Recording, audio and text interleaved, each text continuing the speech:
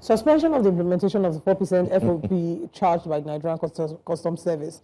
They said the following, I think it was particularly this paragraph too I had an issue with. It said, following extensive consultations with industry stakeholders, trade experts, and relevant government officials, it has become clear that the implementation of the 4% FOB charge poses significant challenges to the Nigerian trade facilitation, environment, and economic stability. Many importers and businesses have raised concerns about the increased financial burden this levy imposes, with potential adverse effects on inflation, trade competitiveness, and the overall business climate in Nigeria. Now, the two reactions I have to this: one, I mean, this is signed by PEM Secretary Special Duties for the Honorable Minister of Finance and Coordinating Minister of the Economy, Wale Edun.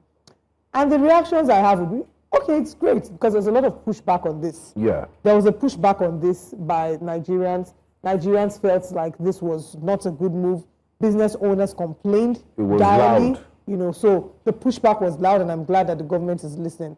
But the other complaint or the other pushback I would have about this is, if they're saying that this decision, the decision to suspend it, was based on interaction with relevant stakeholders, did these consultations not happen before? Why do we seem to often make policies and then see exactly, we go ahead of time, and then when we see the impact, the negative impact and the applicability of it, or the difficulty with the application of these policies, we then backtrack and suspend it? What would be better would be to have due consultation with relevant stakeholders and decide if to roll out certain policies. And if we find out that, you know, these policies are not applicable now, then we pause. Because what it might do is it might make us seem like a very unserious people, that we go make one policy, and realize it's not working, reverse it. We've seen that yo-yo dance happen more than once with the federal government and the policies that they've implemented. You're right, but the good news is, I mean, they've suspended this. So the good news it is would be a relief for this is not